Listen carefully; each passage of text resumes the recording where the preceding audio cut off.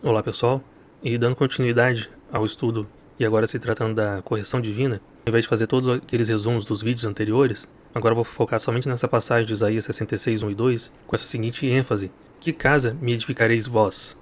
E qual é o lugar do meu repouso?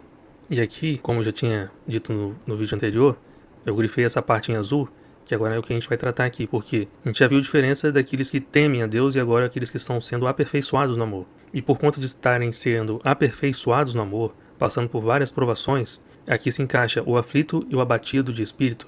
São estes a quem o Senhor olhará, mas agora de uma forma mais especial. E agora continuando falando sobre o Espírito Santo, em que dele recebemos o ensinamento, em Salmo 119, 33 a 36, Davi falando: Ensina-me, Senhor, o caminho dos teus decretos, e seguirei até o fim. Dá-me entendimento, e guardarei a tua lei. De todo o coração a cumprirei. Guia-me pela vereda dos teus mandamentos, pois nela me comprazo.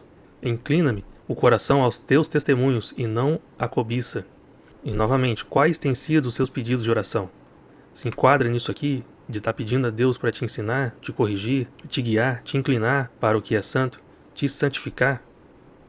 E olha só, Davi, recebendo o Espírito do Senhor e ouvindo dele a verdade, ele pode dizer em Salmo 119, 99, compreendo mais do que todos os meus mestres, porque medito nos teus testemunhos.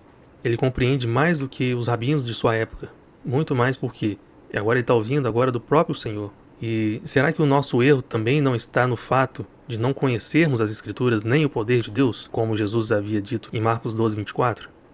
Será que nós também não estamos caindo nesse mesmo erro?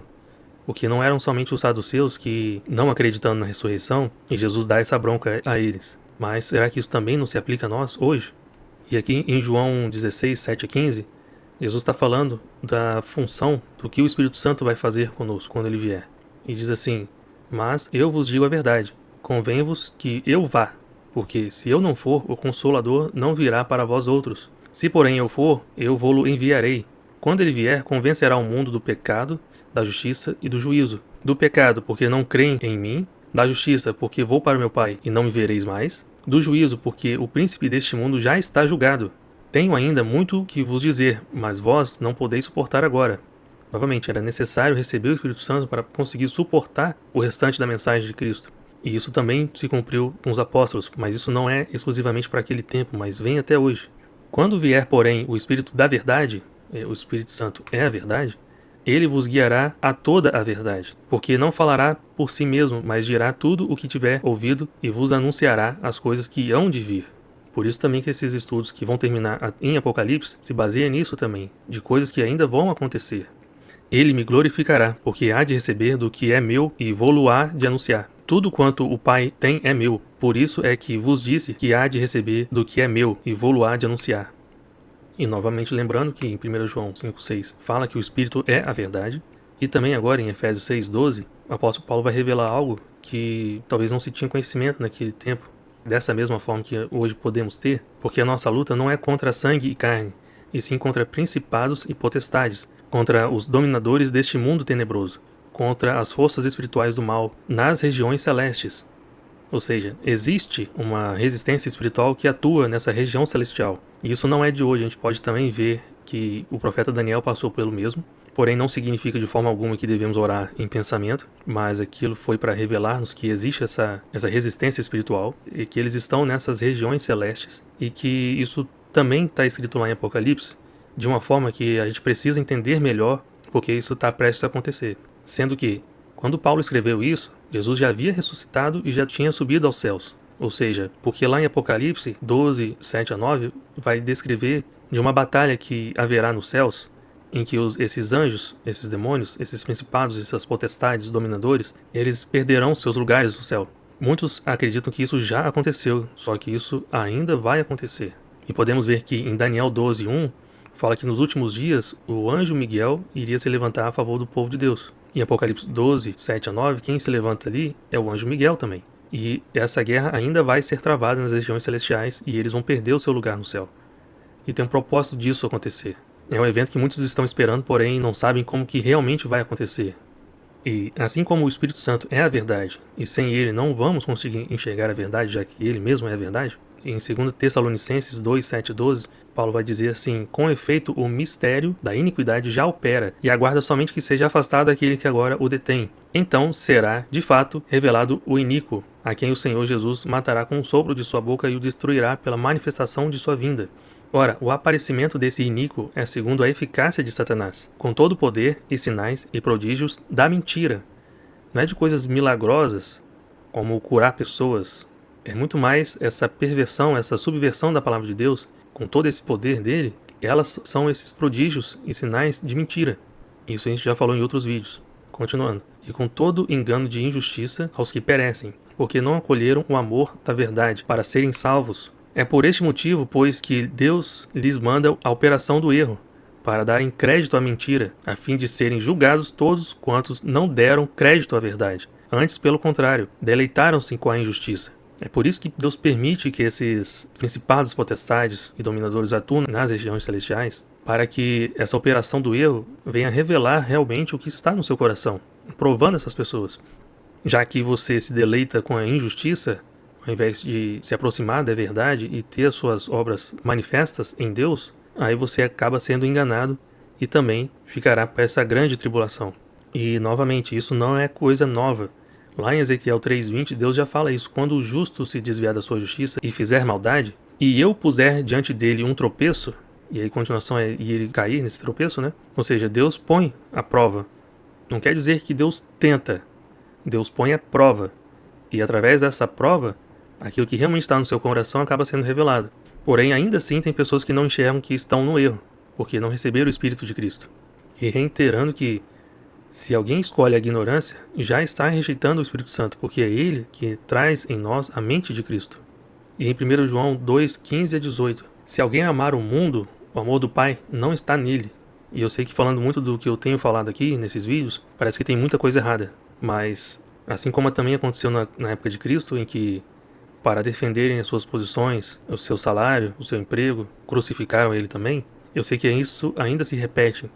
Pessoas ainda vão defender suas posições, seus salários, qualquer outra coisa que exercem, porque amam o que está no mundo, amam esse prestígio que tem e talvez não estão dando crédito à verdade e se posicionando verdadeiramente com ela. Continuando aqui. Ora, o mundo passa bem como a sua concupiscência.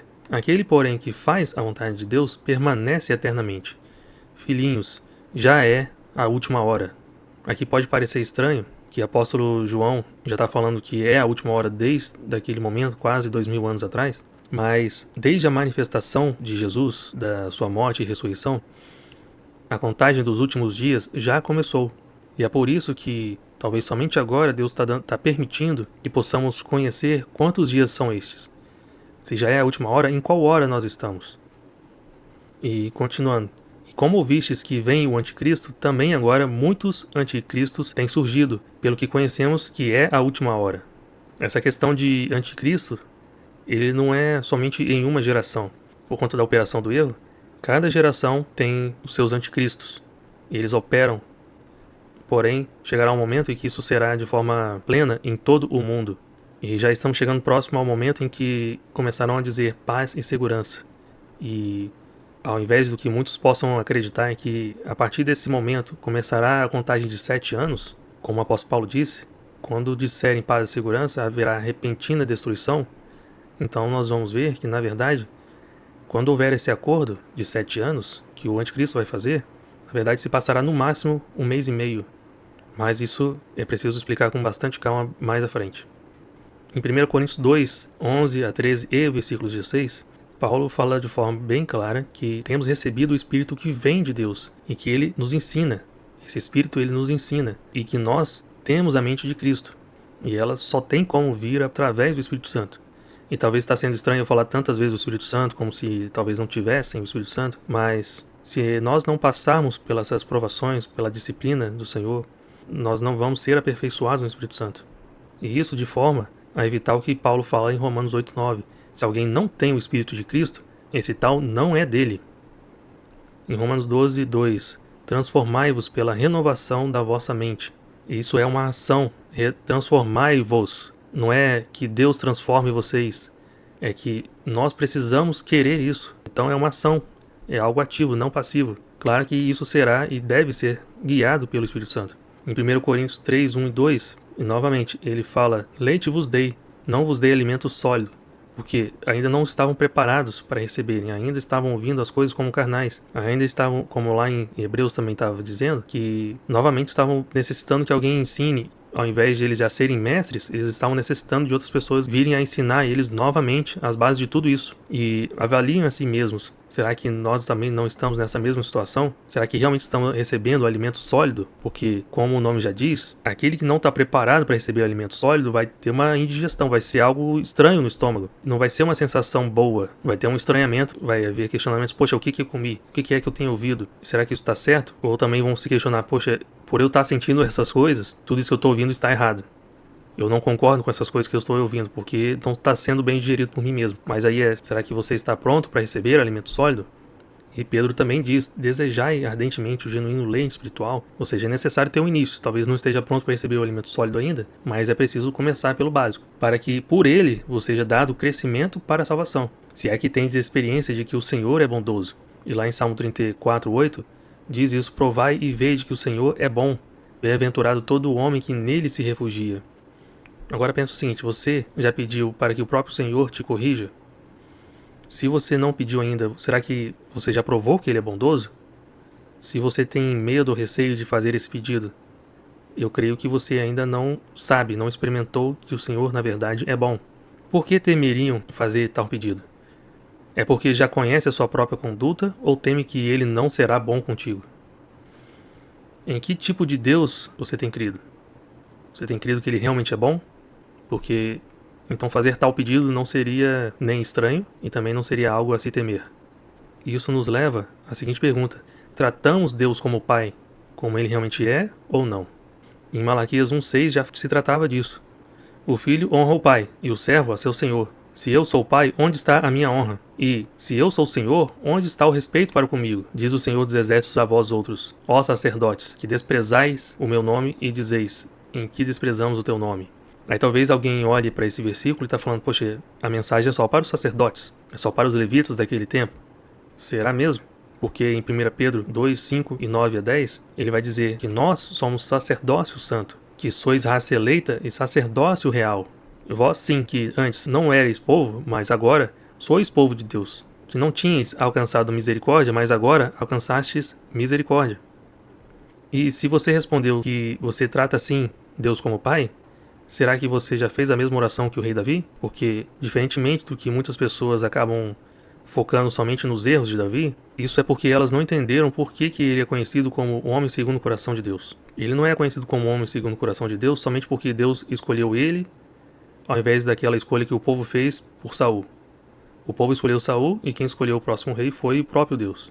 E também não é porque ele tinha no seu coração fazer um templo para o Senhor, honrar a Deus dessa forma. Mas tem muito mais a ver com essas duas orações, principalmente, em que ele diz assim: o Senhor julga os povos. Julga-me, Senhor, segundo a minha retidão e segundo a integridade que há em mim.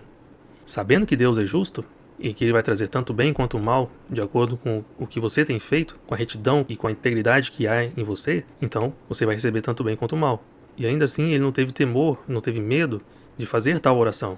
Em Salmos 17, 2 e 3, ele ainda pede pela mesma coisa. Só que talvez ele já tinha passado por algum outro processo. Baixe de tua presença o julgamento a meu respeito. Olha só o pedido que ele faz a Deus. Traga agora o teu julgamento sobre mim. Se já tem decretos ao meu respeito, que traga eles sobre mim agora.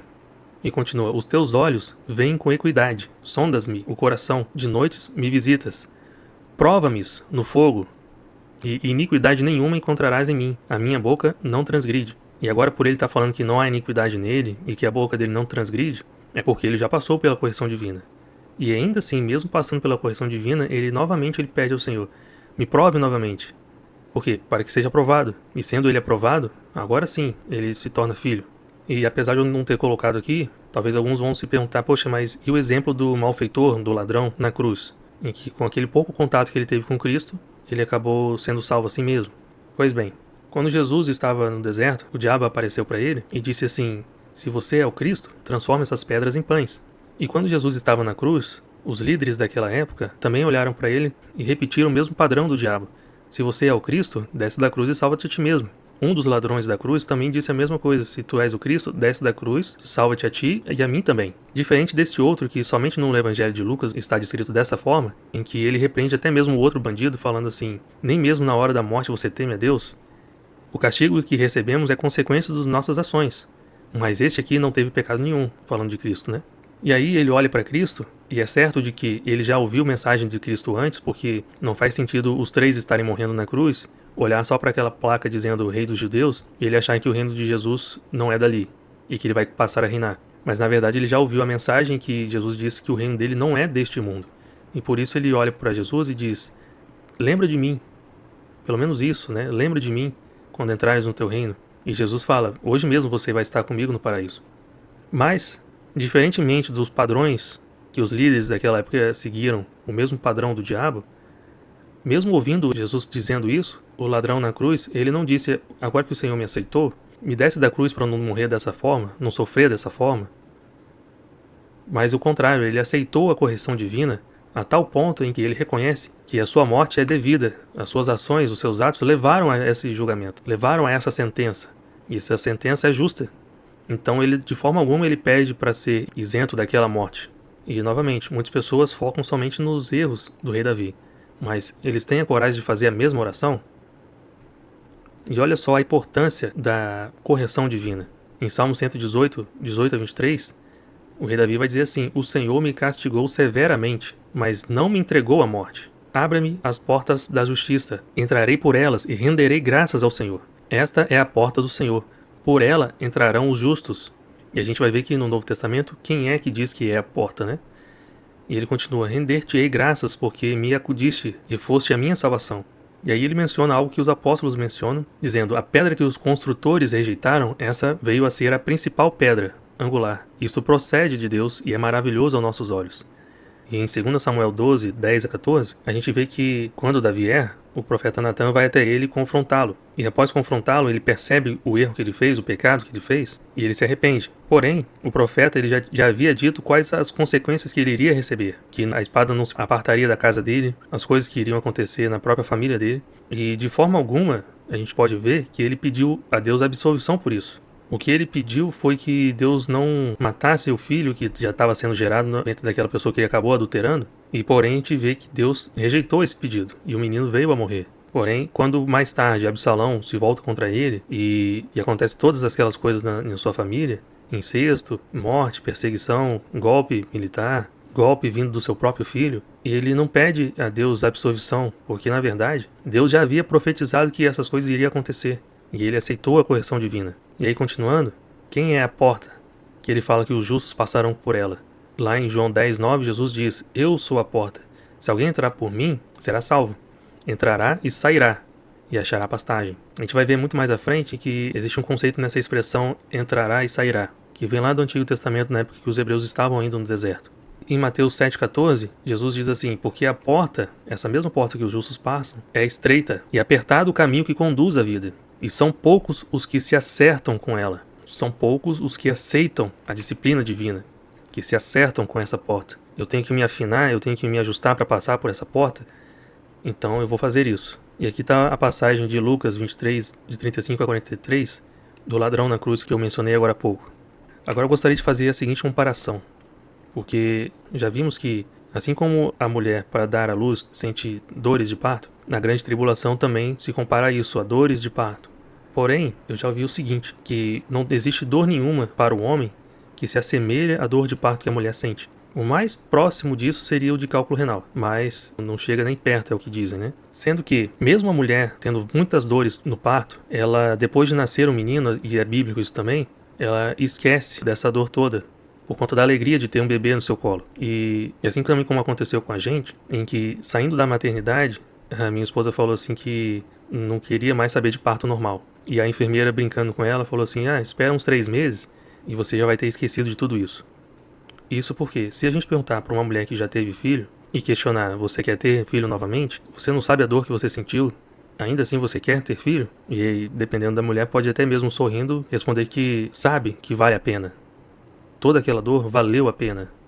Diferentemente da dor que um homem pode passar com cálculo renal, em que se perguntar: você quer passar por isso novamente? Ele vai dizer: claro que não. Antes eu não bebia tantos litros de água. Se agora eu preciso beber 8 litros de água por dia, então é isso que eu vou fazer. Tudo isso para evitar que aconteça novamente essas mesmas dores. E por que eu estou fazendo essa comparação? Porque dores todos vão sentir. No mundo tereis aflição. E também lá em Eclesiastes, Salomão vai dizer que os dias de escuridão, os dias maus, são mais numerosos que o restante. Sendo que se todos vão sentir, de alguma forma, dores, aflições, provações, tudo isso vai gerar algo. Todos vão conceber a algo. Só que uns vão conceber o mal e outros vão conceber a luz. É isso que a gente vai ver agora também. Em Isaías 59:4, ninguém há que clame por justiça, ninguém que compareça em juízo pela verdade. Confiam no que é nulo e andam falando mentiras. Concebem o mal e dão à luz a iniquidade. Em Jó 15:35 diz também a mesma coisa. Concebem a malícia e dão à luz a iniquidade, pois o seu coração só prepara enganos. E em Salmos 7, 12 a 14 vai dizer isso também. Se o homem não se converter, afiará Deus a sua espada. Ou seja, vai passar pela grande tribulação também. Já armou o arco, tem-no pronto. Para ele preparou já instrumentos de morte. Para aquele que não se arrependeu. Preparou as suas setas inflamadas. Eis que o ímpio está com dores de iniquidade. Concebeu a malícia e dá à luz a mentira. A mesma coisa que está em Jó e está em Isaías também. Em Isaías 30:10. Agora me levantarei, diz o Senhor. Levantar-me-ei a mim mesmo. Agora serei exaltado. E isso aqui está falando também da segunda vinda do Messias. Concebestes palha, dareis à luz restolho. O vosso bufo enfurecido é fogo que vos há de devorar. Os povos serão queimados como se queima cal, como espinhos cortados arderão no fogo. E a gente vê que em Apocalipse 2:5 tem esse chamado, que diz assim: lembra-te, pois, de onde caístes. Arrepende-te e volta à prática das primeiras obras. E se não, venho a ti e moverei o seu lugar do teu candeeiro, caso não te arrependas. É necessário não só se arrepender, mas passar por esse caminho, passar por essa correção divina. Porque, de alguma forma, de uma forma ou de outra, daremos luz a alguma coisa. Se isso será trevas ou se será luz, é isso que precisamos ter certeza. E como havia prometido de falar um pouco de como adquirir sabedoria, primeiro é preciso entender qual a importância de adquirir sabedoria. Por que isso é importante? E claro, é preciso diferenciar que existe a sabedoria humana, que alguns até podem falar que é ciência, tendendo a filosofia, mas filosofia também é ciência. E também existe a sabedoria divina, que vem de Deus, e que não se trata de leis como leis físicas, mas é entendimento de conceitos, de ligar um conceito com outro, um ponto com aquele outro, e criar conexões. Criando conexões cria conhecimento, mas a prática disso, o entendimento de algo mais complexo, algo ainda mais amplo, gera sabedoria. Porém, olha só o que Paulo diz em 1 Coríntios 2:5. Para que a vossa fé não se apoiasse em sabedoria humana, e sim no poder de Deus. E aqui já está mostrando que existe sim uma diferença do que vem de Deus e a sabedoria humana. E João 1:12 diz que, mas a todos quantos o receberam, ou seja, todos quantos recebem a Cristo como seu Senhor e Salvador, deu-lhes o poder de serem feitos filhos de Deus, a saber, os que creem no seu nome. Ou seja, não somos feitos filhos de Deus de uma hora para outra, só porque aceitamos, só porque proferimos, só porque confessamos o seu nome, porque fomos batizados, mas nos é dado o poder de passar por essa transformação. E novamente, em Romanos 12:2, diz que transformai-vos pela renovação da vossa mente, para que experimentais qual seja a boa, agradável e perfeita vontade de Deus. Se atendermos à repreensão divina, a nossa vida será transformada. E é esse o poder de Deus, a transformação. E é esse o poder de Deus que o apóstolo está falando nesse primeiro versículo mostrado aqui. Não se apoiar na sabedoria humana, e sim no poder de Deus. E o poder de Deus é este, de transformar-nos. Aí em Provérbios 19:21 diz assim: muitos propósitos há no coração do homem, mas o desígnio do Senhor permanecerá. Porém, dizer que o desígnio do Senhor permanecerá, a gente vai ver que não quer dizer que você vai conseguir cumpri-lo, que você vai descobrir e vai conseguir cumprir, mas ele vai permanecer. Em Provérbios 25, como águas profundas são os propósitos do coração do homem, mas o homem inteligente sabe descobri-los. Em outras versões pode até estar o sábio, o homem sábio, sabe descobri-los. Aí a gente vai ver que em 1 Coríntios 4:5, Paulo fala assim: portanto, nada julgueis antes do tempo. Eu sei que mais para frente a gente pode até tratar sobre esse assunto, que parece ser uma contradição. Como Jesus fala que não julgueis, depois uma hora Paulo fala julgueis todas as coisas, mas agora ele diz assim: nada julgueis antes do tempo. até que venha o Senhor, o qual não somente trará à plena luz as coisas ocultas das trevas, mas também manifestará os desígnios dos corações. E então cada um receberá o seu louvor da parte de Deus. Ou seja, se o sábio consegue discernir, consegue descobrir os propósitos que estão em seu próprio coração, adquirir sabedoria tem essa grande importância, porque um dia Deus vai manifestar tudo que está em trevas, tudo que está em oculto. E isso também inclui os desígnios que estão no coração do homem. Porém, assim como o desígnio do Senhor permanecerá, Ele colocou em nós um propósito, um desígnio a ser cumprido. E será que estamos cumprindo esse propósito, esse desígnio? Será que temos conhecimento dele? Eu sei que isso não é algo fácil de encontrar, não é algo fácil de descobrir, mas assim como já lemos que, mesmo sendo encontrados reprovados por Deus, isso não deve nos desanimar, porque tudo isso é um processo, então devemos buscar adquirir a sabedoria o quanto antes para poder descobrir quais são os desígnios, os propósitos que Deus colocou em nosso coração, que devem ser cumpridos, para que nós não venhamos passar, né, por essa vida de forma fútil e não acrescentar em nada no reino dos céus, sendo que tudo isso é algo individual.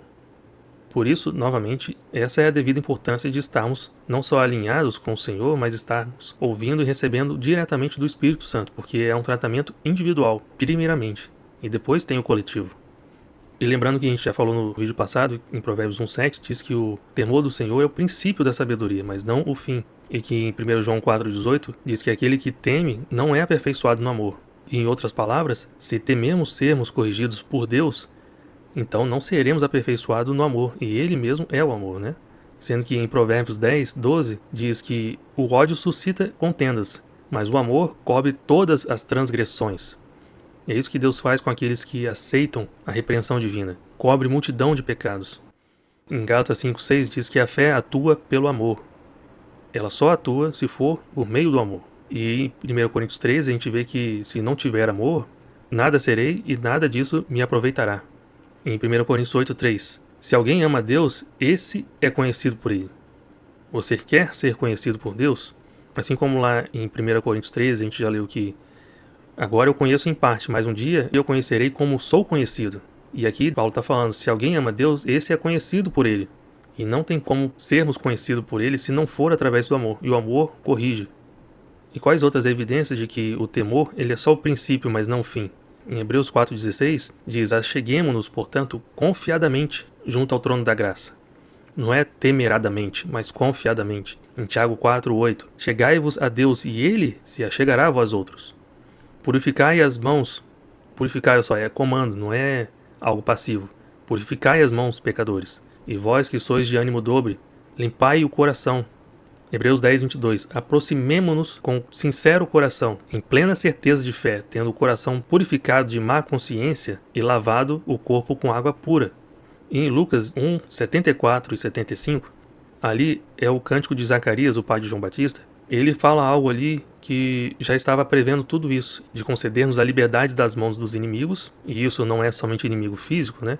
Mas como Jesus levou o cativeiro do pecado, esse inimigo na verdade é essa prisão espiritual do pecado, de ficarmos viciados no pecado. E nos concedendo essa liberdade no Espírito, para quê? Para que o adorássemos sem temor, em santidade e justiça perante Ele, todos os dias.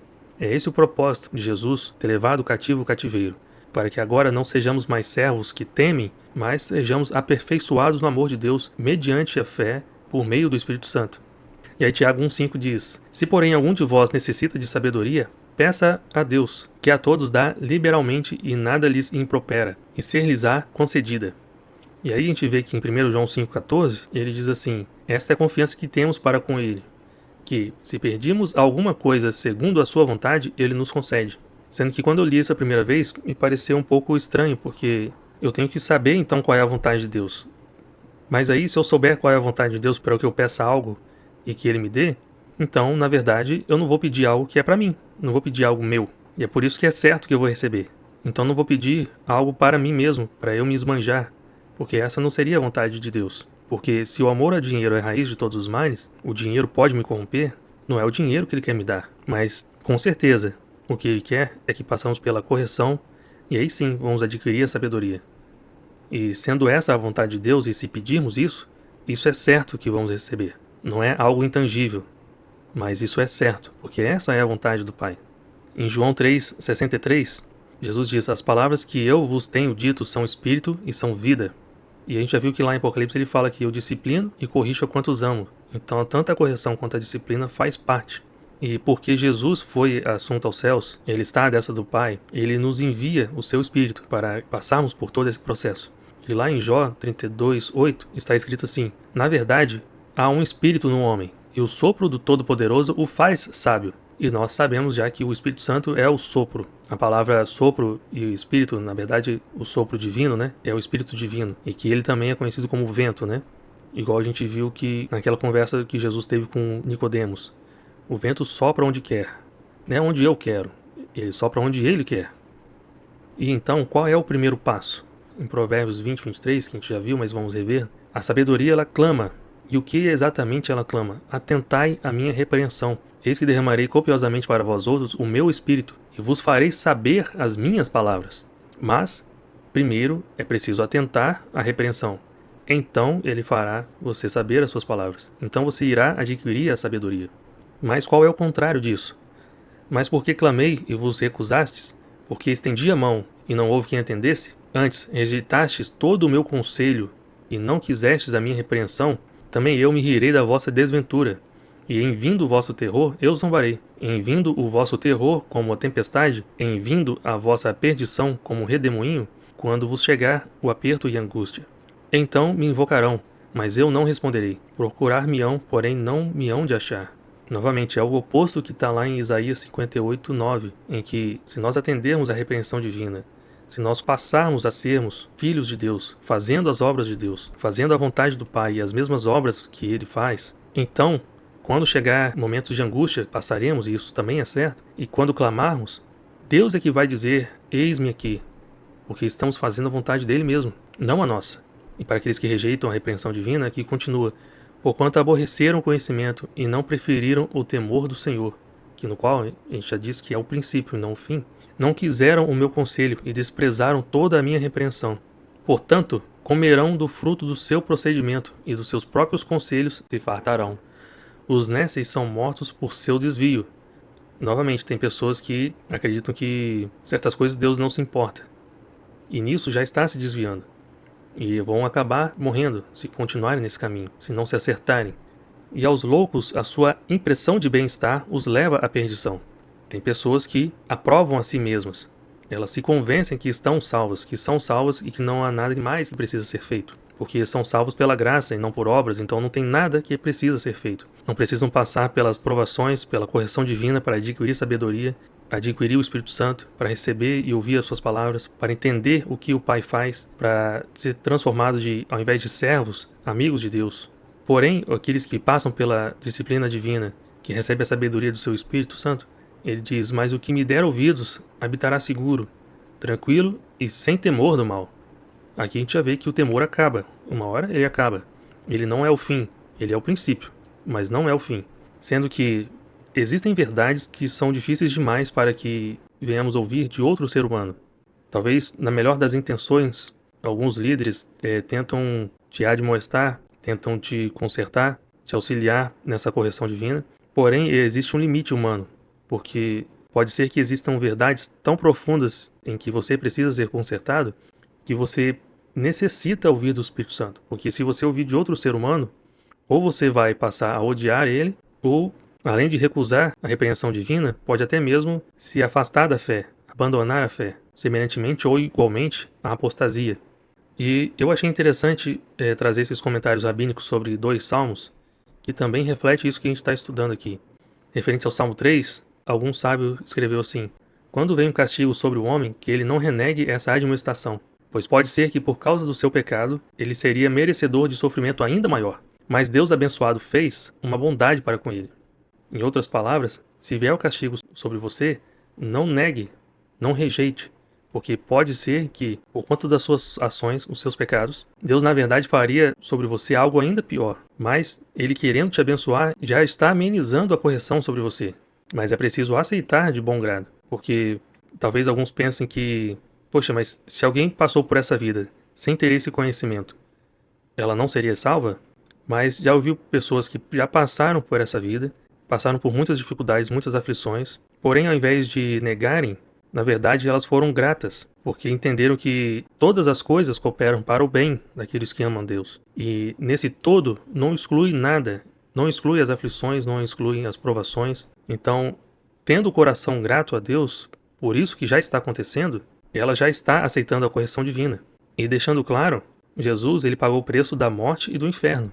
Mas como em 1 João 5, 16 e 17 especifica que há pecados que não levam à morte, nem todo pecado leva à morte, então esses pecados nós vamos receber em nós mesmos. E sendo Deus o mesmo, e nele não há sombra de mudança, a gente vê que em Números 14:34, por conta do pecado dos espias, que foram até a terra prometida, porém voltaram desacreditando da promessa de Deus e influenciaram o povo a seguir o mesmo caminho, Deus deu a seguinte sentença: levarei sobre vós as vossas iniquidades, e tereis experiência do meu desagrado. Então, muitas provações que nós passamos, ela demonstra o desagrado de Deus sobre essas ações.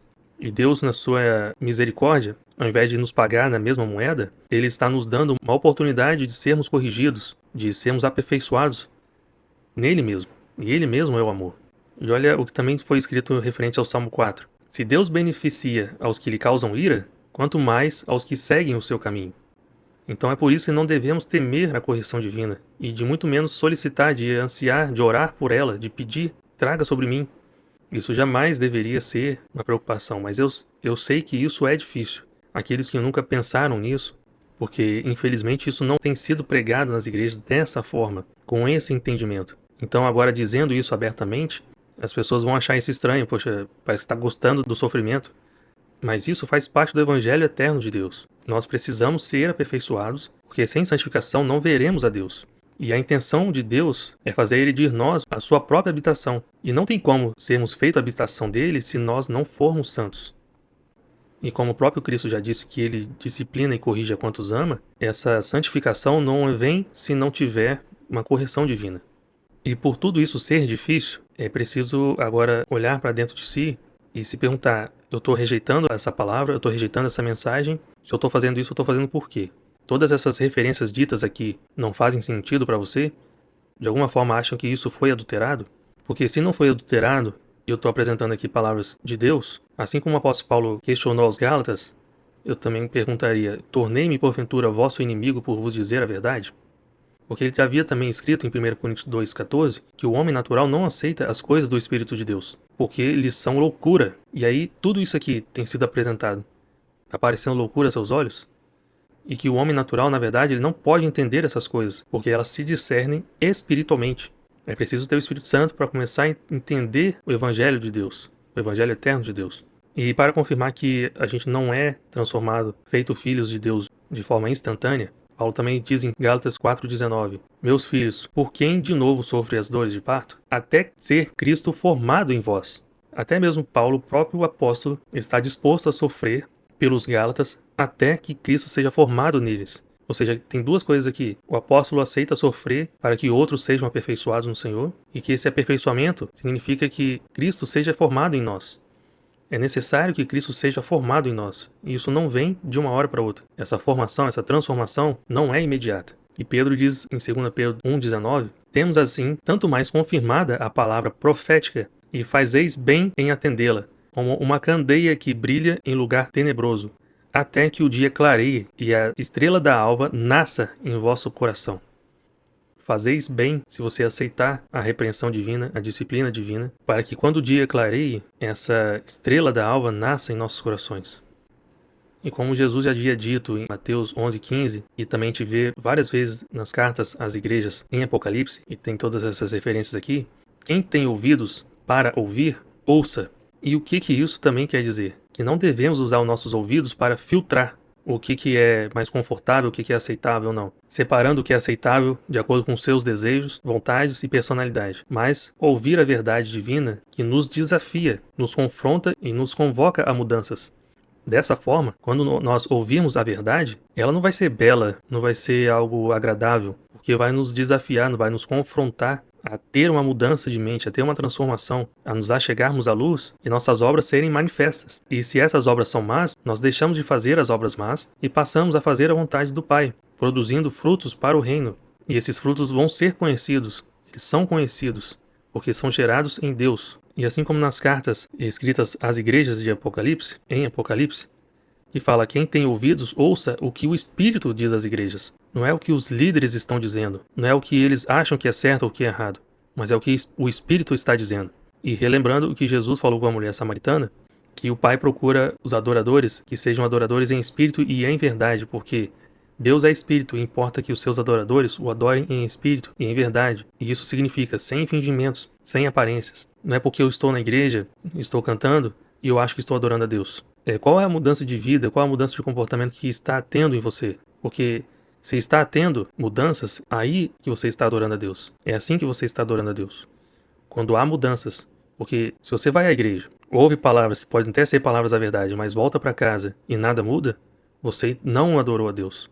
Você pode ter cantado vários louvores, por exemplo. Podem ter entregado todo o seu dinheiro, mas não adorou a Deus. E agora, para ter um entendimento ainda melhor do que está escrito em Salmo 127:1, em que está escrito assim: se o Senhor não edificar a casa, em vão trabalham os que a edificam.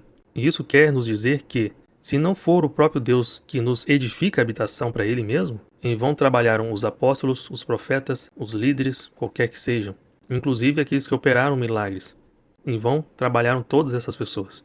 E é que somente fazendo a vontade de Jesus é que seremos feitos discípulos dele. E fazendo o que ele nos manda, ele diz: já não vos chamo servos, porque o servo não sabe o que o seu senhor faz, mas tenho-vos chamado amigos. Porque tudo o que ele ouviu do Pai, ele tem nos dado a conhecer. E isso não acabou, isso permanece e continua até hoje. Não é algo estático, findou aqui e acabou. Mas, assim como existem selos a serem abertos, e eu creio que já foram, para que o entendimento de Apocalipse possa ser permitido, então Deus continua falando e continua dando a conhecer a sua palavra. Eu já mencionei o que está escrito em Romanos 8:28, em que todas as coisas cooperam para aqueles que amam a Deus, segundo o seu propósito divino. E agora trazendo outro nível de interpretação, não sei se todos já viram dessa forma, em 2 Coríntios 6:14 e 18, o apóstolo Paulo vai falar de julgo desigual, e muitos associam isso com casamento, de não casarmos com pessoa que não tem a mesma fé que a gente, é isso que tem sido pregado. Mas vamos ver se é isso mesmo. Não vos ponhais em julgo desigual com os incrédulos, porquanto que sociedade pode haver entre a justiça e a iniquidade? Ou que comunhão da luz com as trevas? Que harmonia entre Cristo e o maligno? Ou que união do crente com o incrédulo? Lembrando, tem pessoas que querem ser um com seus irmãos primeiro, ao invés de ser um com Cristo primeiro. E aqui está falando, que união há entre o crente e o incrédulo? Porque se você acaba sendo um com seus irmãos, sendo que nesses irmãos tem pessoas incrédulas, que harmonia, que união há nisso? Que ligação há entre o santuário de Deus e os ídolos? Porque nós somos santuário do Deus vivente. Como ele próprio disse, habitarei e andarei entre eles. Serei o seu Deus e eles serão o meu povo. Por isso, retirai-vos do meio deles. Separai-vos, diz o Senhor. Não toqueis em coisas impuras, e eu vos receberei. Serei vosso pai, e vós serei para mim filhos e filhas, diz o Senhor Todo-Poderoso. E aqui, diferente do que tem sido pregado, que esse julgo desigual é um casamento entre um crente e um não crente, não está falando de uma união humana entre pessoas, mas está falando que comunhão há entre luz e trevas. Porque se formos interpretar como um casamento, então que seja entre Cristo e a sua noiva, sendo que Cristo vai casar com a sua noiva, porém, existe a igreja verdadeira e a igreja falsa. O que o apóstolo está tentando trazer aqui é que precisa haver uma separação do que é a igreja verdadeira e a igreja falsa. Porque as duas não podem ter comunhão uma com a outra. Não pode haver mistura. Porque Cristo só vai casar com a verdadeira e não com alguma coisa que está misturada, com uma coisa impura. E assim como já vimos como a igreja falsa é aquela Jezabel em Apocalipse 2, e que ela é a grande meretriz, aquela com que todos os povos se prostituem, aqui o apóstolo está falando para não ter julgo desigual. É preciso tomar uma decisão. Se for preciso realmente separar, quebrar, romper alianças, romper qualquer tipo de ligação com o sistema, com pessoas, tudo aquilo que nos atrapalha a se realmente sermos edificados pelo próprio Cristo, santuário de habitação do Senhor, nós vamos acabar tendo esse julgo desigual. E tendo esse julgo desigual, isso quer dizer que estamos nos prostituindo também. E principalmente por já estarmos muito próximo do tempo do fim, olha só o que está escrito em Isaías 28, 21 e 22. Porque o Senhor se levantará como no monte Perazim e se irará como no vale de Gibeão, para realizar a sua obra estranha, e para executar o seu ato inaudito. E aqui, pelo menos nesse pedaço, é muito mais específico aos judeus, porque que obra estranha é essa? Porque Deus elegeu os judeus a serem seu povo. E mesmo eles não estando no seu caminho, nessa obra estranha, Deus irá reconciliá-los consigo mesmo. Muitos talvez possam desejar, ou talvez acham que nesse tempo do fim, nessas dores de parto, Deus vai castigar os judeus e depois rejeitá-los. O castigo pode até vir, na verdade virá, porém tudo isso tem essa intenção. Essas dores vão promover algo e vai ser dar à luz a reconciliação. Assim como em Miqueias 6, vai falar que Deus tem uma controvérsia com seu povo e que isso vai ser revelado. e em relação a esse ato inaudito, a eles foram omitidos e revelados nos apóstolos para os gentios, no caso, Apocalipse, o que vai realmente acontecer. Porque os judeus realmente não têm esse entendimento em que haverá um apocalipse da forma que nós pregamos, porém eles sabem que haverá um tempo de tribulação, porém é necessário para que o Messias deles seja revelado, e então começará o reino messiânico. De forma semelhante, nós também cremos que isso irá acontecer, mas eles não creem que haverá, por exemplo, 1000 anos e depois haverá um julgamento de todas as coisas. Ou seja, depois desse milênio sabático haverá o fim, realmente serão determinadas todas as coisas. E essa mensagem para agora, continuando aqui: agora, pois, não mais escarneçais, para que os vossos grilhões não se façam mais fortes.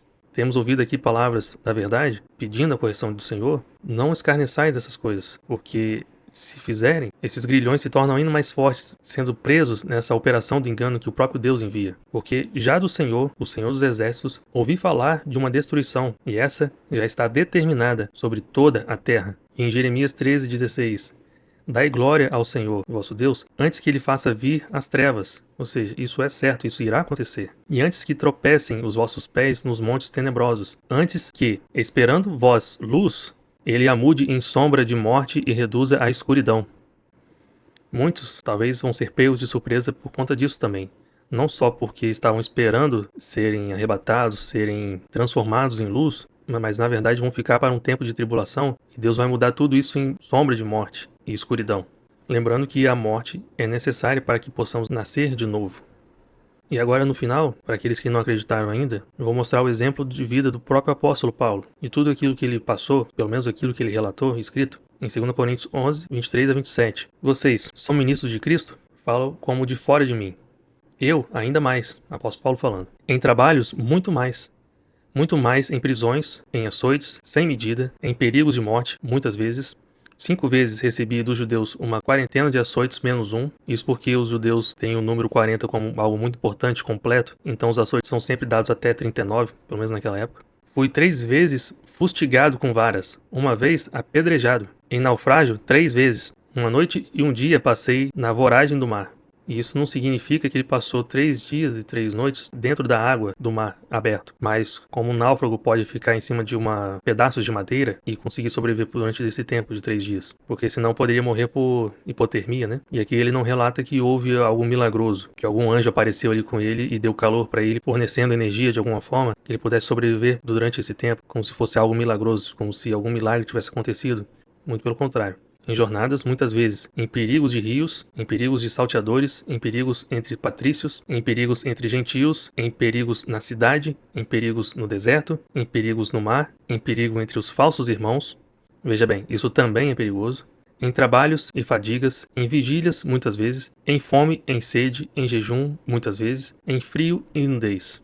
Continuando, agora nos versículos 30, 32 e 33. Se tenho de gloriar-me, gloriar-me-ei no que me diz respeito à minha fraqueza. Em Damasco, o governador preposto do rei Aretas montou guarda na cidade dos Damascenos para me prender, mas, num grande cesto, me desceram por uma janela da muralha abaixo, e assim me livrei das suas mãos. Alguns chegam até a pensar que, ao serem perseguidos, devem encarar de frente, não devem ter medo, só que também a estratégia daqueles que conhecem a Deus, e que sabem que existem homens que podem matar essa carne, porém não podem matar a alma, e que às vezes é necessário sim fugir. Se alguém persegue em uma cidade, foge para outra, e assim por diante. Não é nada de triunfalismo, e nem de só de vitórias. E em 2 Timóteo 4, 16 e 17, ele também dá esse testemunho de si mesmo. Na minha primeira defesa, ninguém foi ao meu favor. Antes, todos me abandonaram. Veja bem, o apóstolo que mais ensinou, que mais andou em vários países, pregando e anunciando, criando igrejas, ele diz que todos abandonaram ele. E ele ainda intercede por estes, dizendo assim, que isso não lhes seja posto em conta. Em outras palavras, seria que Deus não lhes impute este pecado, mas o Senhor me assistiu e me revestiu de forças para que, por meu intermédio, a pregação fosse plenamente cumprida, e todos os gentios a ouvissem, e fui libertado da boca do leão. E talvez aqui não seja um leão literalmente, mas o diabo que ruge como leão ao derredor, buscando a quem tragar. E aí eu te pergunto, depois de ouvir tudo isso, será que agora o Evangelho de Deus também te parece ser loucura? Ou será que pelo menos agora você entende o porquê que o apóstolo Paulo diz que o Evangelho é loucura para o mundo? Por que eu vou escolher ser corrigido por Deus? Por que eu vou interceder e pedir para que Ele me corrija? Quão insano isso é? Eu espero que isso não tenha sido uma surpresa para vocês, mas algo necessário a ser dito. E também gostaria de propor que meditassem em Filipenses 2, de 1 a 16, outros relatos que Paulo está descrevendo aqui. E no próximo vídeo, vamos falar como guardar os sábados, se os dízimos e ofertas são realmente obrigatórios, devidos, e o que é a justiça divina que Deus quer que nós façamos, e como tudo isso pode influenciar na nossa salvação.